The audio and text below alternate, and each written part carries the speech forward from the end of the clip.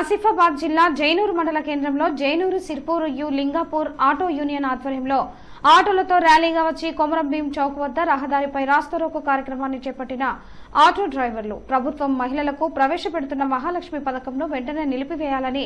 మహిళలు ఉచిత బస్సు ప్రయాణం ద్వారా ఆటో డ్రైవర్లు చాలా నష్టపోతున్నామని, తమ కుటుంబాలు బతకడం చాలా భారంగా మారుతుందని, కనీసం ఆటో బకాయిలు కూడా కట్టలేని పరిస్థితుల్లో ఆటో డ్రైవర్లు ఉన్నారని, ఆటో బంద్ పథకం అమలు చేయాలని ప్రభుత్వానికి ఆటో డ్రైవర్ తరపున డిమాండ్ చేశారు। एसोसिएशन की तरफ से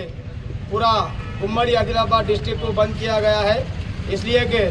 हमारे ऑटो वालों का जो भी पहले ऑटो चला के पेट भरते थे, हमारे को 100, 200, 400 रुपये धंधा कारोबार आता था। अभी ये नया गवर्नमेंट आया जब से महिला लोगों को बस फ्री हो गया,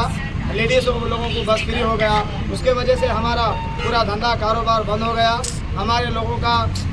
घर चलना, स्कूल